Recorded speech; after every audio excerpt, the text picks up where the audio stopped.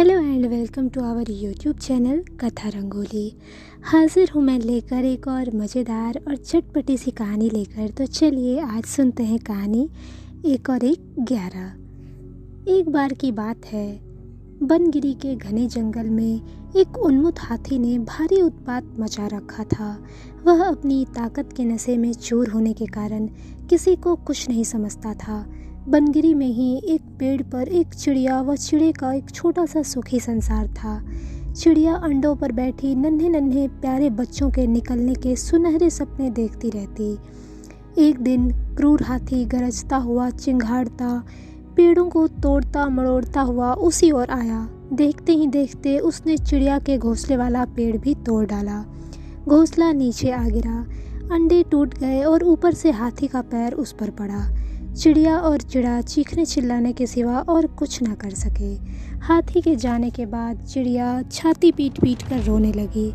तभी वहाँ कठफोड़वी आई। वह चिड़िया की अच्छी मित्र थी। कठफोड़वी ने उनके रोने का कारण पूछा तो चिड़िया ने अपनी सारी कहानी कह डाली। कठफोड़वी बोली, इस प्रकार गम में डूबे रहने से कुछ नहीं होगा।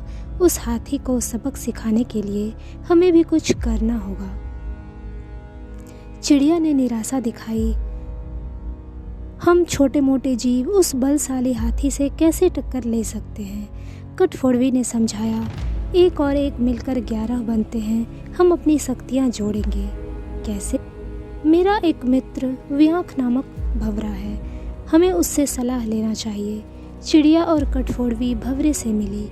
भंवरा गुनगुनाया, यह तो बहुत बुरा हुआ। मेरा एक मेंढक मित्र है, आओ उससे सहायता मांगे। अब तीनों उस सरोवर के किनारे पहुँचे जहाँ वह मेंढक रहता था। भंवरे ने सारी समस्या बताई।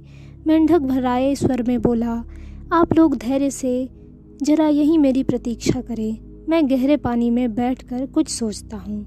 ऐसा कहकर मेंढक जल में कूद गया। आधे घंटे बाद वह पानी से बाहर आया तो उसकी आंखें चमक रही थी। वह बोला, दोस्तों, उस हत्यारे हाथी को नष्ट करने की मेरे दिमाग में एक बड़ी अच्छी योजना आई है। उसमें सभी का योगदान होगा। मेंढक ने जैसे ही अपनी योजना बताई, सब खुशी से उछल पड़े।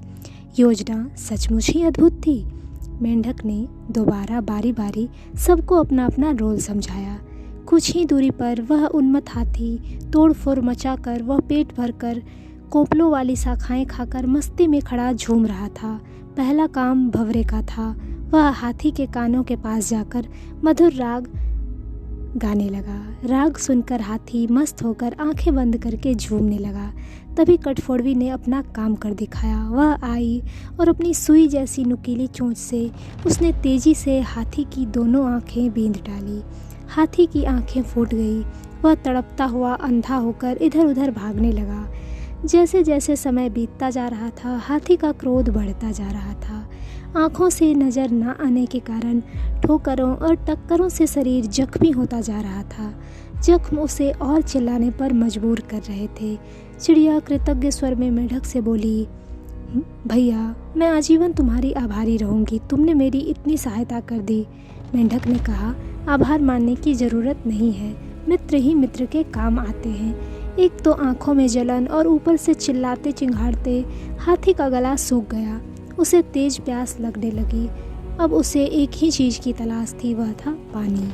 मेंढक ने अपने बहुत से बंधु को इकट्ठा किया और उन्हें ले जाकर दूर बहुत बड़े गड्ढे के किनारे बैठकर टर्राने के लिए कहा। सारे मेंढक टर्राने लगे।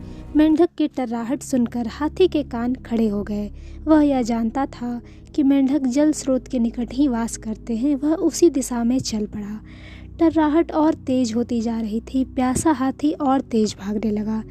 जैसे ही हाथी गड्ढे के निकट पहुंचा, मेंढकों ने पूरा जोर लगाकर टर्राना शुरू किया। हाथी आगे बढ़ा और विशाल पत्थर की तरह गड्ढे में गिर पड़ा, जहां उसके प्राण पखेरु उड़ते देर न लगे। और इस प्रकार उस अहंकार में डूबे हाथी का अंत हुआ। अगर आपको ये कहानी पसंद आई तो लाइक और शेयर करना ना भूलें। और अगर अभी तक चैनल को सब्सक्राइब नहीं किया है तो ज़रूर सब्सक्राइब करें। हम ऐसी ही एक और मज़ेदार कहानी के साथ जल्द मिलेंगे। तब तक टाटा बाय बाय।